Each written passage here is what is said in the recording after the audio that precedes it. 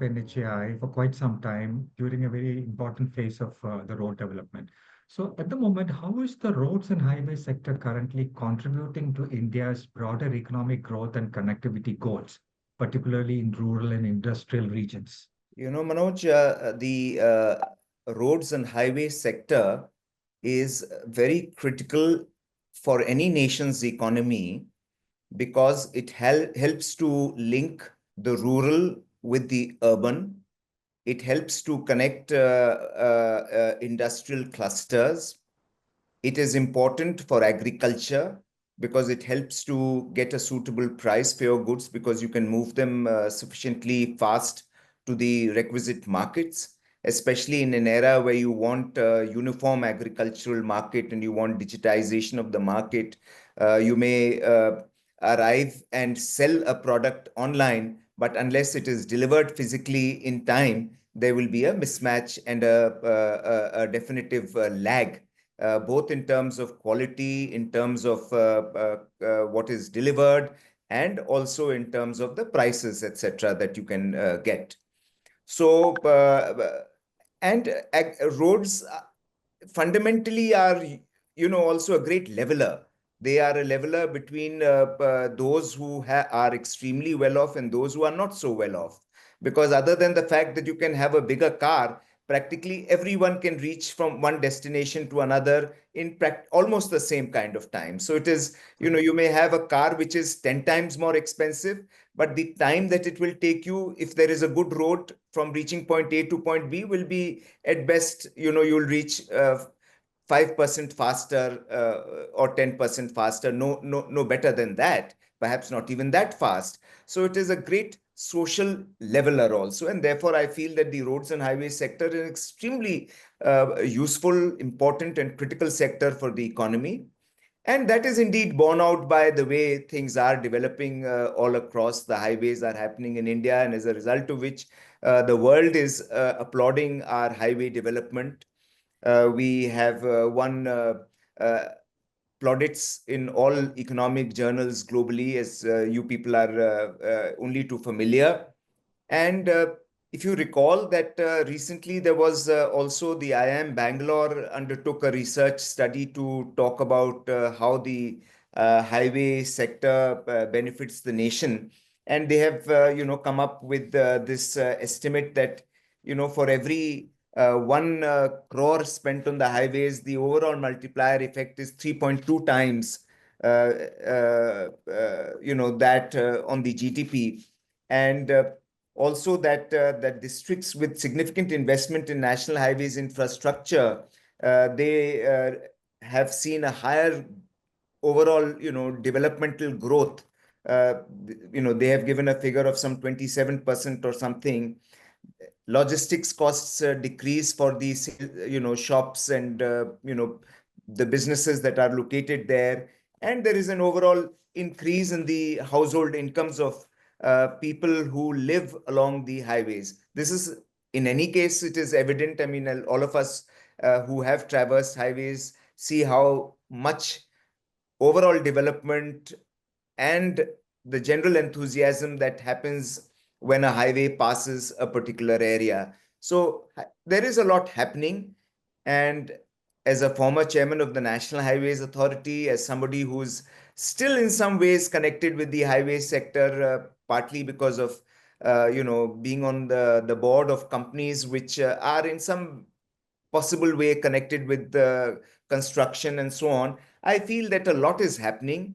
And it's a very, very happy moment in India's overall economic growth trajectory that today the highways have assumed a center piece in our infrastructural development activity. You know, the road sector today contributes to something like 3.5% of our GDP. Even today, 80% of passenger traffic and 65% of freight traffic is done on the roads. And, the overall improvements in the rural roads, the overall improvements in the highways, all of them have gelled together to create a great improvement in our logistics index. And even though we are still, I would say, about 35th or so in the global logistics performance index, but things have started improving. And almost anyone you talk to today speaks positively about what has happened on the highway side and how they are contributing to the confidence level of the average Indian as a traveler, as a tourist. Tourists are very happy that they can get across to any point on the highways. Uh, Businessmen are happy that their goods can reach places faster. Agriculturalists are happy. So overall, there is a sense of positivity that not only in terms of confidence, but also in terms of business efficiency and logistics and the benefits that it is giving to industry through its overall development. No, no, it's quite obvious, sir, because this sector is undoubtedly one of the showpiece infrastructure, aspect of the government now, right? And it is something that has got a huge public interface, unlike some of the other reforms where it is a indirect kind of thing. Here we are actually experiencing what the highway is like, world-class highway is like at the moment. So that way, I think, Mr. Gadkari has done a great job of, taking India's highway sector and being the kind of a visionary that he is. I think he has taken it to the next level. It's a great thing. I mean, a lot of people talk about this, and there is so much of, as you said, global attention on India's highway sector. Huge amount of investments have come into this sector. A lot of people are looking at it. So, what are some of the most transformative government initiatives, just like Bharatmala or Gati Shakti, that are shaping the future of this sector? If you remember, we've had projects such as Setu Samundram, which uh,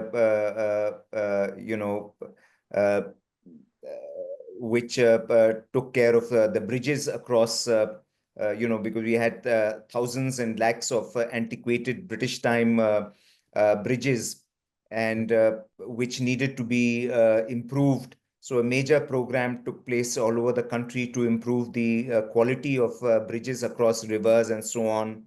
Then the Bharatmala project, which was initiated in my time. And I remember that meeting in the Prime Minister's residence where we made a presentation on this, Sanjay Mitra and I, where we put forward the fact that, you could be traveling in India first on a 6-lane highway, and then suddenly you would come across on a two-lane highway, and then another 4-lane, and then you would suddenly have a bottleneck, and then again a 6-lane. So we needed to streamline and redress this. There was a need for outer ring roads, that there was a need for expressway connectivity. But one very so that became the Bharatmala project. I'm happy to say that out of the projected initial 35,000 kilometers, something like 25,000 kilometers broadly have already been completed, and the rest are in advanced stages of completion. Border road connectivity, port connectivity, which was very necessary because you had major ports, and you would have a 6-lane road, highway coming along till about 5 kilometers short of the port, and then you would have a chicken's neck situation. One very important development that has taken place is the expressway development that is taking place in India. And along with that is also the fact that we are going in for greenfield road development, highway development, and expressway development, which again commenced around that time, where we said that, it's extremely difficult to sort of undertake upgradation of highways where they pass through major habitations. So, for instance, the Delhi-Agra highway, when it was constructed, there was an enormous battle which was constantly going on in trying to remove the encroachments which were on both sides. And they were houses, and they were houses which concealed various facets of road infrastructure in them. But because historically they had taken place for so many years, but there was at the same time a human crisis situation. And the Delhi Meerut Expressway, when that was done, it required major demolitions to take place. Fortunately, we were able to countenance that by undertaking major slum rehabilitation and so on. But greenfield expressways overall can be done faster. And so most of these, like the Delhi-Mumbai Expressway, the Delhi to Katra, Agra, Amritsar yeah, Katra Agra, yeah, Expressway. yeah. Now the other new expressways that are being built, like the Kanpur Lucknow Expressway, the Raipur Vishakhapatnam Expressway, the Nagpur Mumbai Expressway, and various others, including some which are being built by the various state governments. So the entire concept of a greenfield expressway has revolutionized things to a great extent.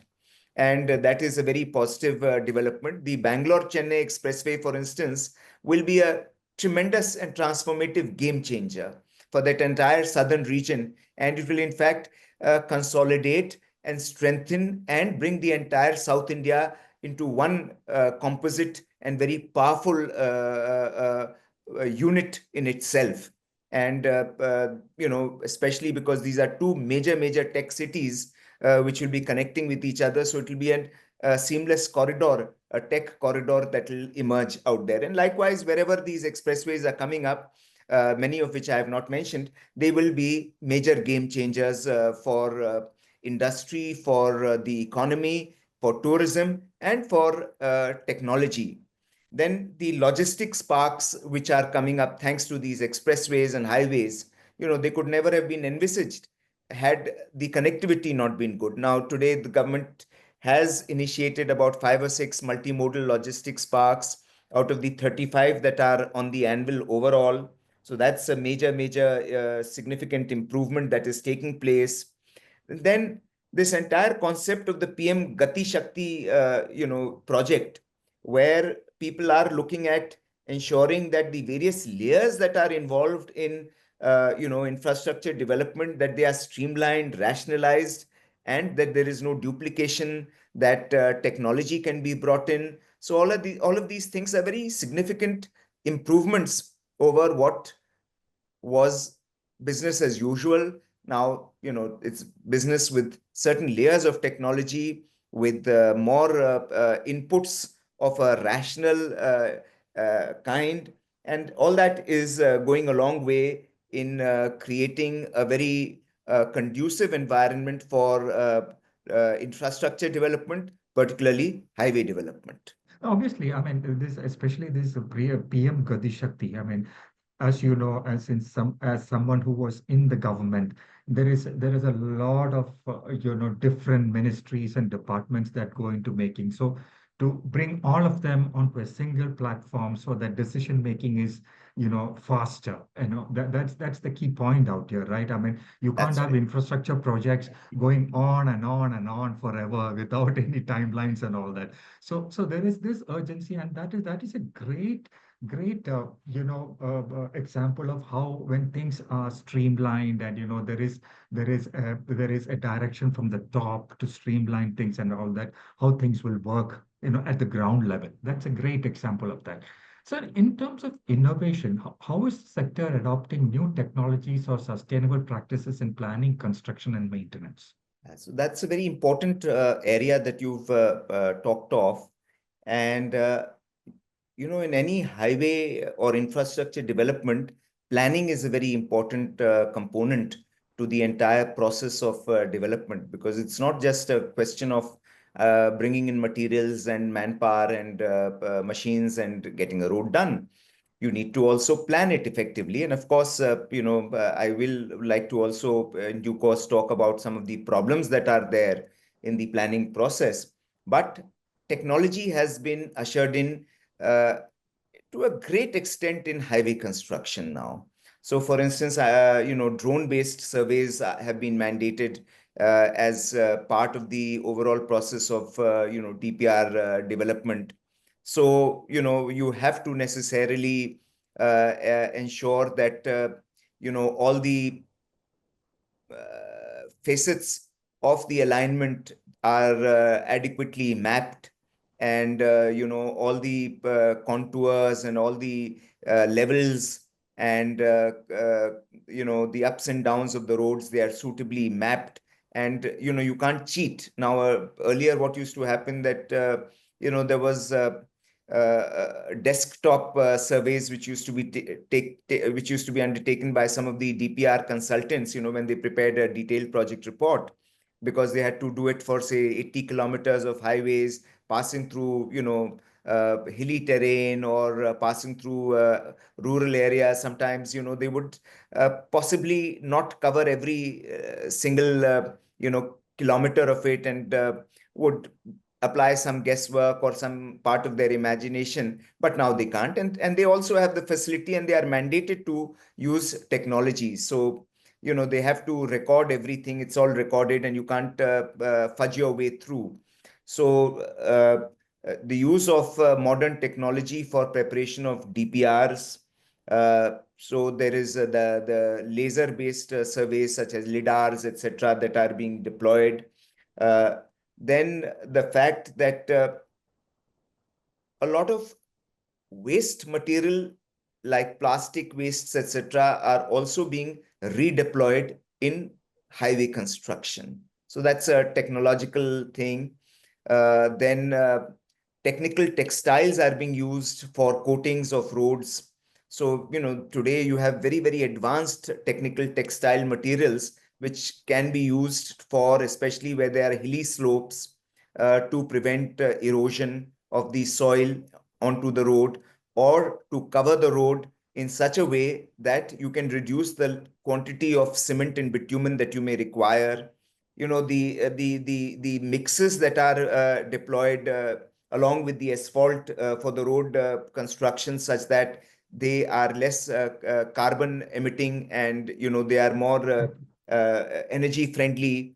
Then you are already aware of FASTag, which today has become ubiquitous, and we have only about 98 or 99% of the entire vehicles today that are covered by FASTag, and which are which have reduced the time at any toll plaza, which you could go up to about an hour, hour and a half, to about a few minutes at the very best at the outside. And government is also contemplating gantry-based tolling and GNSS and all that. So, that mindset is there to improve, to bring in technology, and to move things faster. I understand that EV chargers are being deployed along highways, and there is an e-procurement platform for the highway sector. All the information about the highways today is, they have a data bank called the uh, uh, data lake. And so all information about highways, about land, about everything is available with the NHAI, and which at the, few clicks, all that information can be available. Then they are looking at integrated traffic management systems. Of course, there are some loopholes here and there which need to be plugged, but conceptually, they are moving in the correct direction. They intend planting trees along the highways, and it is happening. Again, there may be shortcomings, structural shortcomings, but the point is that technology is being deployed, uh, and technology is benefiting the highway sector, the infrastructure sector, and it's work in progress. And companies and the NHAI and the government are positive about deployment of technology, and which I must compliment our Minister Gadkari ji, that he had always, sort of said that he would encourage new technology. And if people are not coming forwards with new technology, it is their mistake. I mean, the government's side, they have a carte blanche to, to new technologies, to new methodologies, to improvements, and to bringing in efficiencies. That's very interesting, sir, because many years ago, maybe 20, more than 20 years ago, when the highway development started, nobody would have imagined, all these technological advancement that will, in future take place, and how it has to be adopted into the highway construction and all of those things to make it highway a lot more easier, user-friendly. Many things are there. As we all know, the physical tolling was a big problem at one point in time. So that got rectified with the use of fast tags and all that, and it's working well. So looking ahead, what role do you envision for the roads and highway sector in India's journey to becoming a 5 trillion economy? Yeah, that's I think the roads and the highway sector will be the fundamental bedrock on which our 5 trillion economy will be, the edifice on which they will develop. Because until and unless you have that kind of smooth, effective infrastructure, you will not be able to bring the entire nation together. So, that's one very critical point that I want to make about the highway sector is that, like I say about people may not agree about the civil services, likewise about the road infrastructure, that it brings the nation together. And, it brings about great unity in diversity. So, you can move from from Chennai to Nagpur or Chennai to, Amritsar. You can drive across. There can be no better method of unifying the nation than by improving the connectivity. So, and for a 5 trillion economy, which is not a big deal. I mean, we should be looking at, the bigger target of a Viksit Bharat. So certainly the highway sector is the bedrock of any such development. And I cannot imagine how we can reach there until and unless we have an absolutely seamless, effective, perfect highway network all across the country, for which there are various bottlenecks, which will also in due course will have to be resolved. Yeah. I mean, taking you back, I mean, there are also some challenges that the highway sector is facing. How are they being addressed through collaboration or policy reforms? A lot of them are being addressed. So, for instance, the ministry has done a lot of work. They are constantly trying to bring in new systems and improvements. They have made performance liability an important thing for the highway sector and contractors to sort of bring them to book where they are defaulting. They are being constantly asked to report if, and reports are constantly being monitored if there are potholes or there are some problems in anything that they have constructed which is deficient. So all these are very positive monitoring mechanisms which have been set in place. There is a conciliation committee of experts which deals with resolving issues where they need to be resolved summarily. You have dispute resolution boards and various other mechanisms which are positive in nature. Uh, but going forward, issues of financing are going to play an important role because, while you're building new infrastructure, big expressways and all that, will you be able to continue doing that and generating adequate funds to be able to do it? Because not all roads will be as remunerative in the sense that you may, today, because there is less competition, so you are able to do those roads and contractors are also able to get a suitable toll on Return, that and to recover returns. Yeah. their costs, or the Yeah. NHAI is able to get a suitable toll to recover the cost. But that cannot go on ad infinitum because you have the railways coming up, you have aviation coming up, you have competing modalities, and you have also competing roads, and you have competing highways which are absolutely greenfield. You may have an expressway passing by nearby, which, and because of the intersections and because of the grid system which is happening, so everyone will want to take the shortest possible route. And in taking the shortest possible route, you may not go on your road the full length and therefore not pay the full amount. And therefore, Mm. a contractor always has the tension and the dilemma whether he'll be able to recover his costs. So, cost recovery is going to be a very, very important issue, which for the government and for the contractor, and therefore the overall within the overall framework of financing and cost recovery is one very important dimension that will play an important role and consideration in the overall edifice of highway development. Apart from that, there are several technical issues which will have to be attended to. For instance, the issue of price volatility of materials, which are going to be important because as you are aware, with the geopolitics and these tensions that are taking place, uncertainties all around. So the costs of materials such as steel, cement, bitumen, they are in a flux all the time. So that leads contractors to be uncertain about where they stand. One major significant thing which as a nation we have not been able to resolve, and I'm sorry to say nobody is taking it seriously, is the problem of availability of raw materials like earth and aggregates, which are essential components for highway development. Right. And there was a Supreme Court directive that, for projects below, prior to a certain cutoff date, that they could continue from the borrow earth and aggregate extraction. Only projects after that should be prevented and should be re-scrutinized for from an environmental point of view.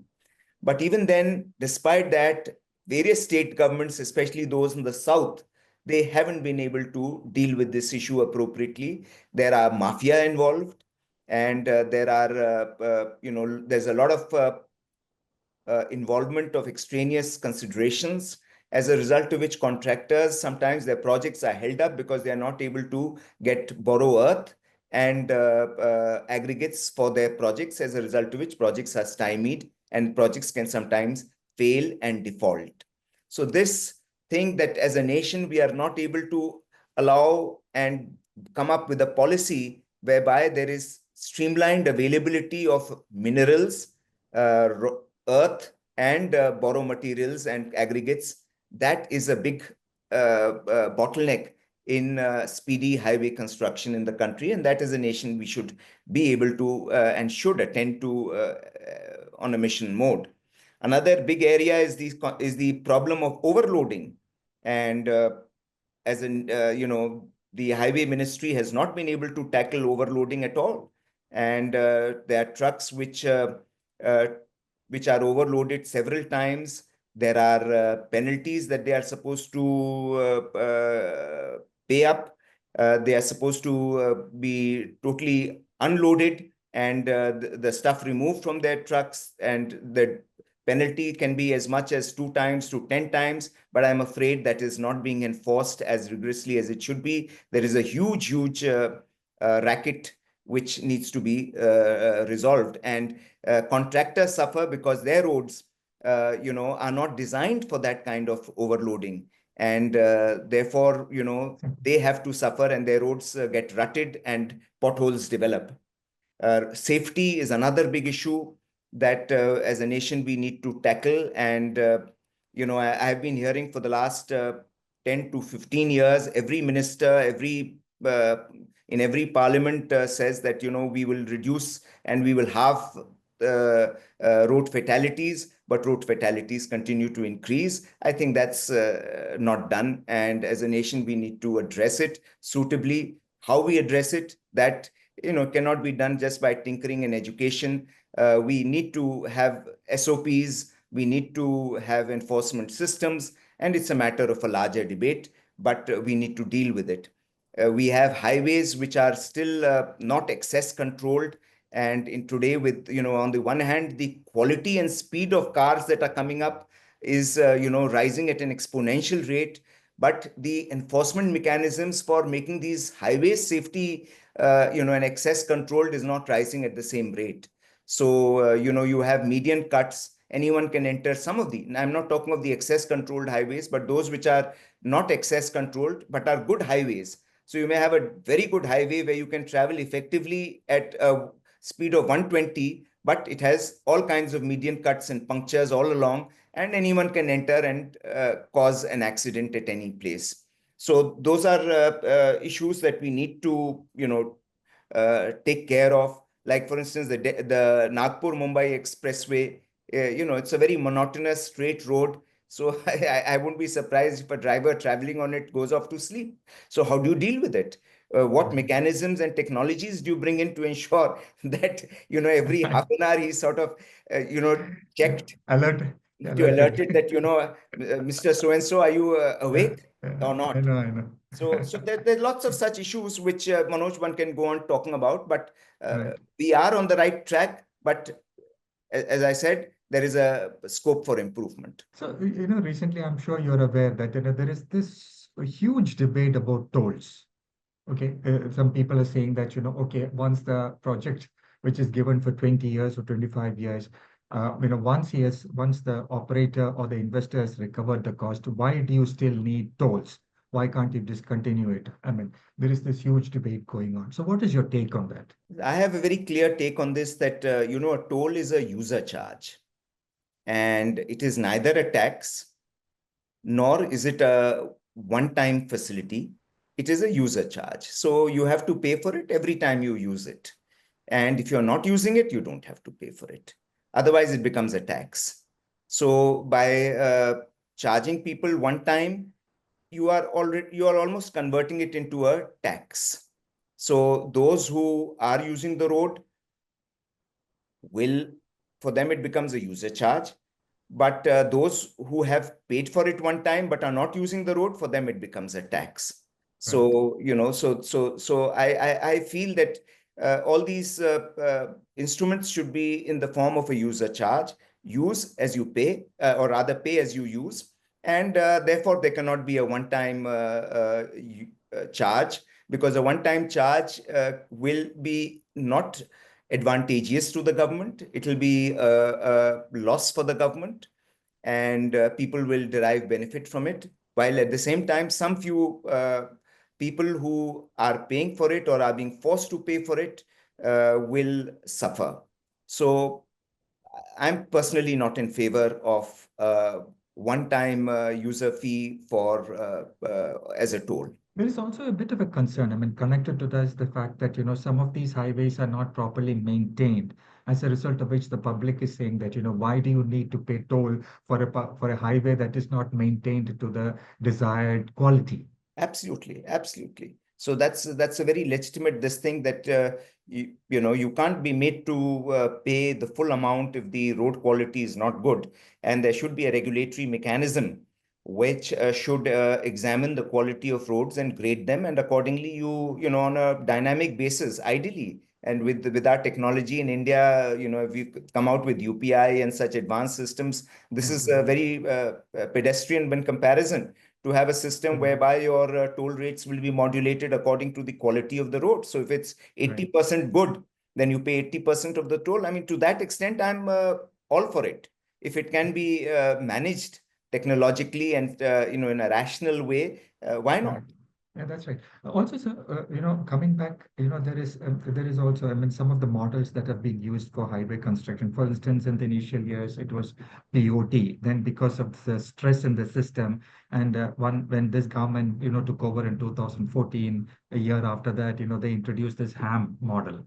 Now, HAM has reached a certain level, and it's infused the required confidence and the safety, and that from an investor's point of view, they're comfortable with it. Now again, government is going back and trying to find out whether the sector can absorb the BOT model, right? So to that extent, the model concession agreements have been refined, and now roads have been put to tender on the BOT. So do you think the appetite for private investors for BOT projects will increase now in the future? I do feel that private contractors, especially the bigger contractors, would have an appetite for BOT projects. So one thing that is happening in the highway sector is that because the qualification criterion for contractors has been brought down considerably, perhaps with the social objective of encouraging more contractors to come into to be developed and to come into the construction and highway development domain Sector. Yeah. sector. The competition has increased exceptionally, and it is a matter of great surprise and also quite curious that some of them are bidding for roads at at rates which are at 20%, 25% below what the estimate of the NHAI is. And if that is so, then that begs the question, are NHAI's estimates so wrong and deficient? What are they doing about their estimates? How are they arriving at their estimates? Or is the entire tender process wrong? So there's something there which, as a nation, which we need to question. And the entire question of L1 tendering versus some other methodology, all these are very relevant questions. But as far as the question of BOT, I feel that there will always be an interest of bigger, more established contractors in BOT because of the upside that there is there. And so I understand that the Assam Ring Road, the Agra Gwalior projects have been bid out on BOT and they have been bid out successfully. I feel that a mix of all kinds of modalities of construction is always useful, and to each his own.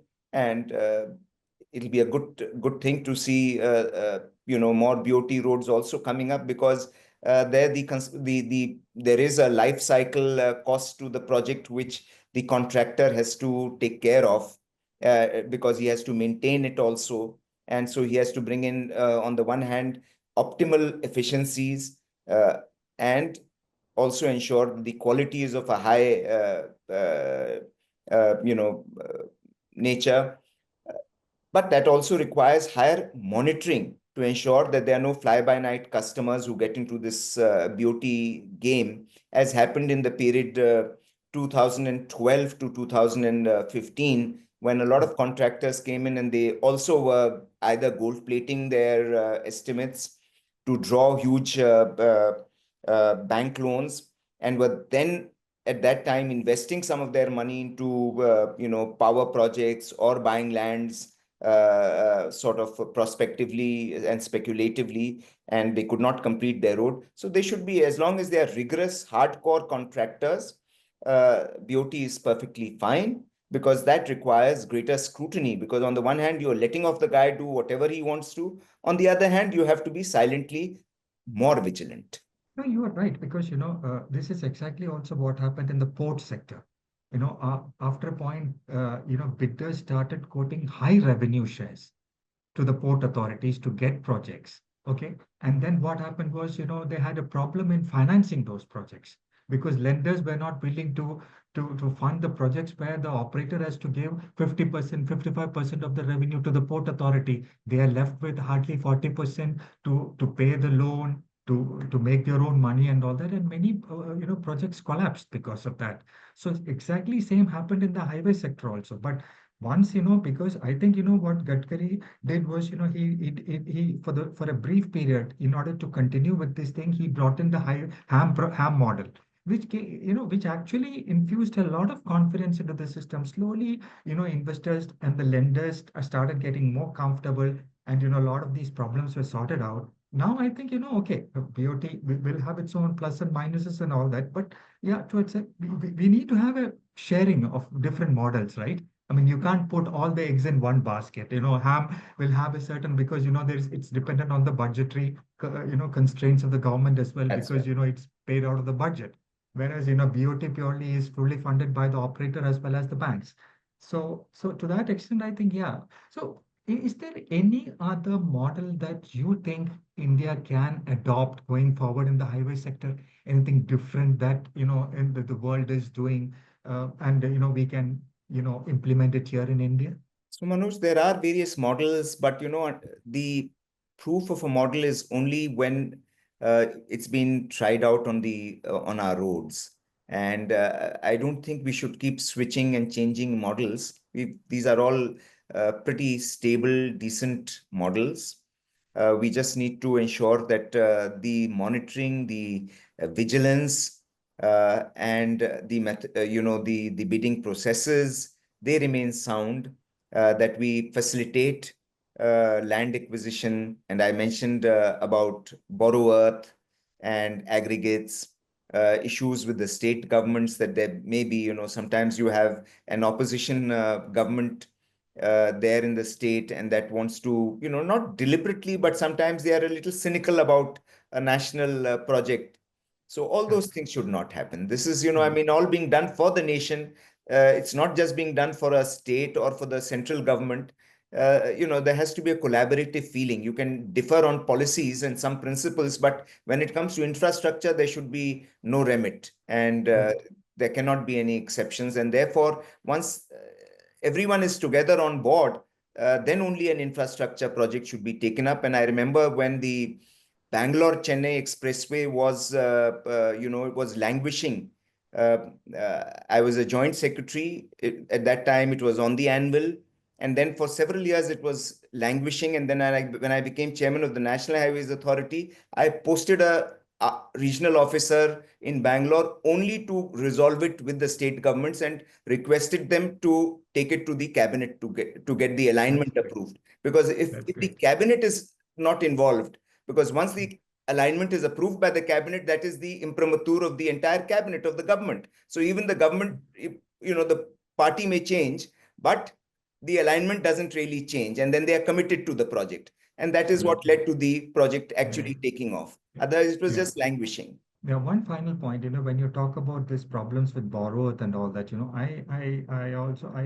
really occurred to me that again in the port sector, there is something called waste to wealth. So the dredging of the ports and this silt and the sand that comes out of it, they are utilizing it for reclamation when there is a port project, so that, likewise, I think something similar to that can be explored in the highway sector as well where this waste to wealth kind of a setup where something happening somewhere you can bring it here, maybe a policy of it. It's Yes, except that whatever the road sector, the consumption of as for a subgrade layer of earth is very, very high, and the lead, as they say, the distance from which it is to be carried, there's a cost element to it. So you can bring it from another state also sometimes. But then the cost increases, and as per the terms of the contract, that cost has to be borne by the contractor himself. So, his entire estimates go haywire, and therefore he may not be able to do it. So everything is feasible. Ultimately, there is a cost involved. Cost to it. Yeah, cost to it. That's right. Yeah.